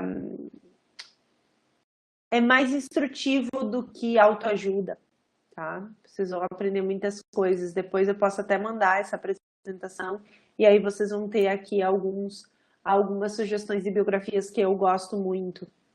Sejam humildes, gente, autênticos, não tenham medo de errar, evitem aqui os vieses, né, todos de gênero. Exercício, alimentação, sono, terapia, gente, porque as mulheres e, né, as famílias onde nós fomos educadas podem inconscientemente, assim como nós, terem nos trazido, nos aproximado de preconceitos estruturais. Lembrem, gente, 75% lá no início tinha viés de gênero. Então, isso quer dizer que a gente aplica no dia a dia. A gente se julga a partir desses vieses também. Então, terapia importa, cursos gratuitos, tá, gente? Peça ajuda para construir seu currículo. Peça ajuda, converse com pessoas. Vocês admiram alguém, gostaram? Peça ajuda. Os prêmios, se a gente olhar a primeira fase dos prêmios Nobel de Química, de Física, de Matemática, e todos eles haviam uma entrega para um pesquisador. Hoje é para 2 ou 3. Isso quer dizer, o mundo é da colaboração. Então, peça ajuda, colaborem, troquem ideias, tá, gente? Vá a eventos de inovação, todo aquele evento que chama Summit, gente, que acontece em parque tecnológico, acontece em incubadora, acontece na prefeitura, eventos de empreendedorismo, vá. Ninguém vai pegar você pela mão e fazer sua carreira na ciência ou fazer sua carreira na inovação. E o jogo da ciência e o jogo da inovação, ele é um jogo de rede, ele é um jogo de networking. Então, não deixem de participar desses eventos. Planejem a sua maternidade dentro das possibilidades, né? A nossa amiga Cláudia lá, a pesquisa dela já demonstrou isso e não teria por que não trazer isso aqui para vocês. Gente, eu espero que vocês tenham ficado comigo aí até agora, que alguma coisa tenha tocado vocês em algum ponto, em algum tópico. Agradeço, Camila, pelo convite. Eu espero ter atendido as tuas expectativas e as que tu criou neles também, né? Oi. E é isso. Fica aqui o slide olhando agora, tá, gente? Se vocês tiverem mais alguma coisa para perguntar, para trazer, estou à disposição. Eu vou parar de compartilhar para poder ver alguns de vocês, né? Oi, Cátia, estava ligando o microfone para encerrar. Então, eu vou abrir para algumas perguntas. Se alguém tem perguntas aqui, o professor Thaís, tem alguma pergunta?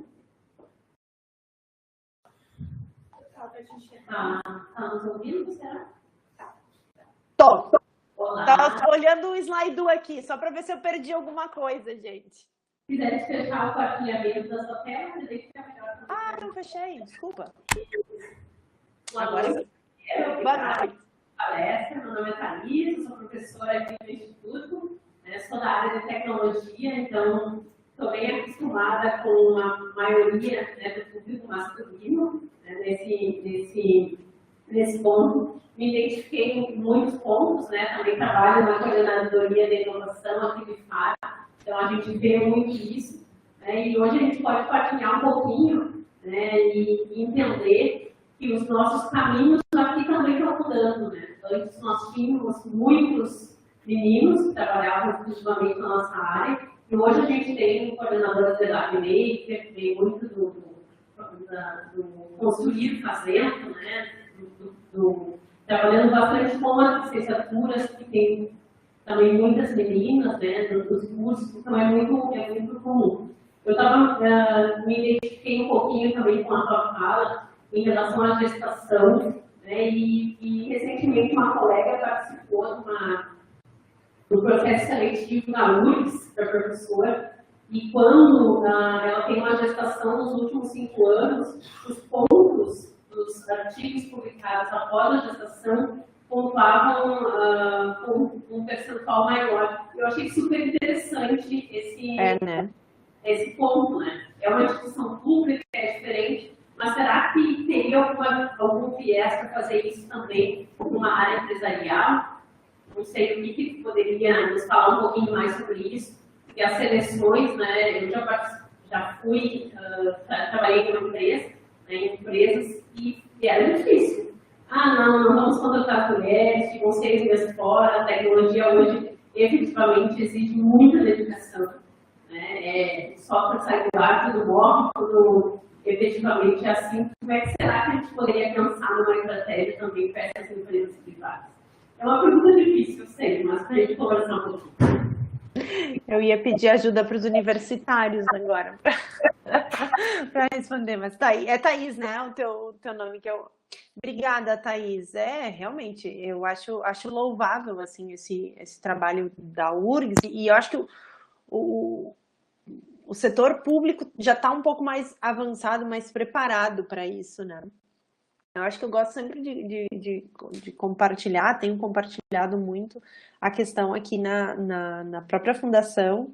A fundação, há alguns meses, ela ampliou as licenças maternidades para 6 meses, o que não é comum, ela é uma instituição privada, né? Então, ela ampliou para 6 meses e para os pais 40 dias. E buscando a equidade de gênero, assim, tem um plano para avançar, para que realmente exista a tal da equidade, é um processo longo, né? Porque a busca, tem aquela máxima, né? No Brasil, a licença paternidade, ela é menor que o carnaval, né? Então, gente, tem alguma coisa para ser pensada aqui. Mas eu não tenho uma resposta, mas eu entendo, assim, que todo esse movimento, ele é um movimento social. Então, ele não é um movimento feminista, porque feminismo não é coisa de mulher, né? É coisa de sociedade.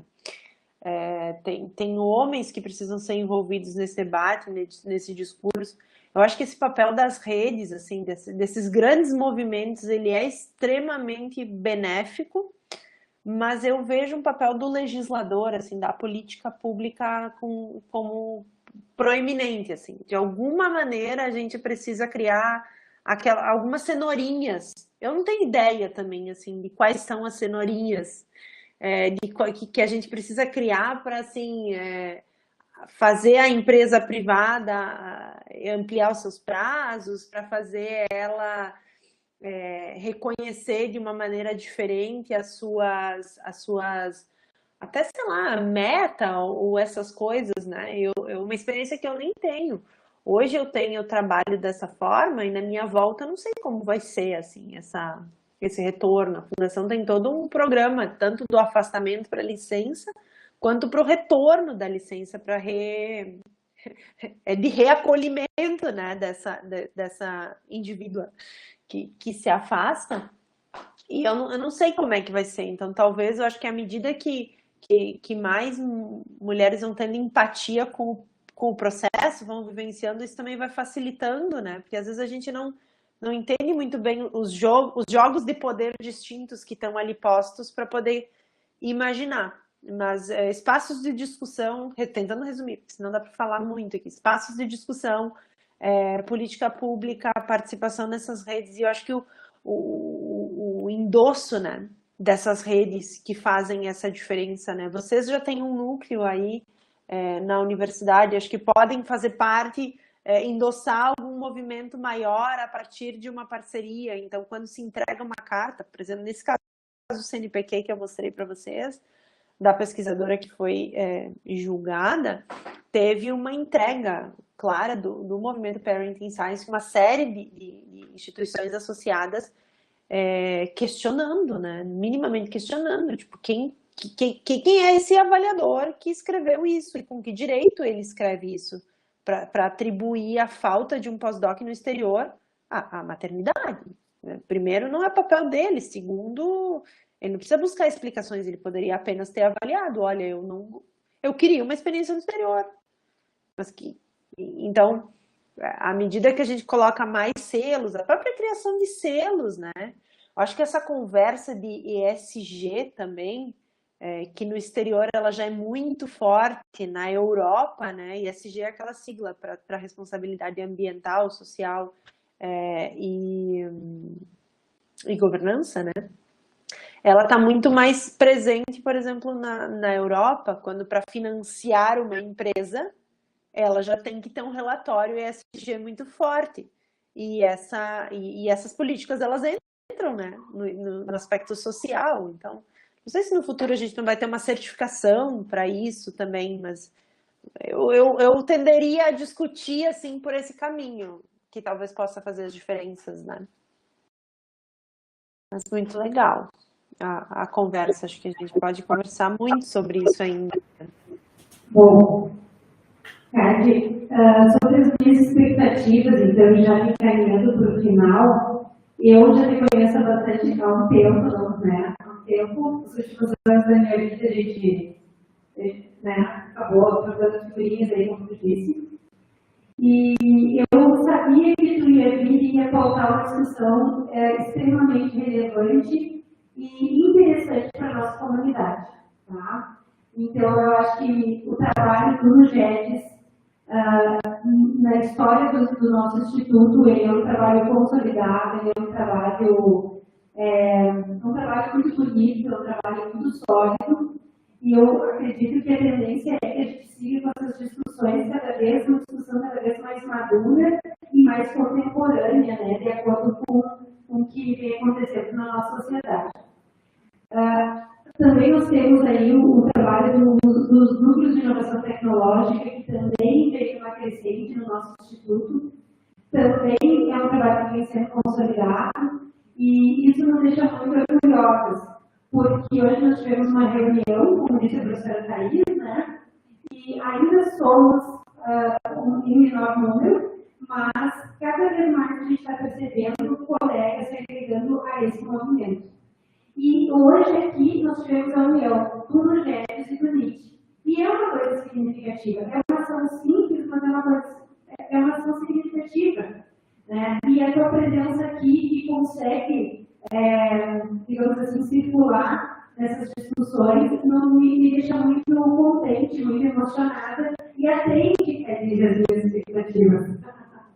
Certo? Então, eu já vou te deixar assim, convidada, né? E vou te dizer que tu vai ser a nossa parceira. Hoje, oficialmente, tu está sendo, está ganhando aí uma medalha. Tu é a nossa parceira, tanto do GEDES quanto e tanto do Núcleo de Inovação Tecnológica que estamos de Castigo. Então, eu pessoalmente gosto muito de ti, sabe disso? E estou muito contente com a tua presença. Tá? Então, tu fala e eu já vou encaminhando aí para o final, porque tu também tem que te cuidar, tem outras coisas para fazer, tem que dar atenção para a Helena, que hoje a Helena trabalhou bastante. Trabalhou hoje foi um dia árduo para ela. Eu queria só pedir, ao agradecer vocês por terem me escutado, me dado a oportunidade de falar para pessoas diferentes de outro local que eu não estou acostumada. E eu queria pedir para que vocês avaliações anônimas ali, comentário anônimo, eu não sei ninguém, alguém me pede para mandar os slides para a Camila, eu mando para a Camila e depois vocês peçam para a Camila, tá? Isso tudo. E me deixem uma avaliação, assim, gente, se pelo menos tocou vocês, eu queria saber, assim, o que vocês gostariam de ter ouvido a mais ou a menos, eu gosto disso, o feedback a gente tem que aprender a dar e a receber, né? Então, fiquem super à vontade, eu vou ficar feliz de receber o feedback de vocês, tá? Obrigada pela acolhida e por terem ficado até agora comigo. Nós que agradecemos e esse linguagem tirar uma foto. Ah, Um grande, Giana.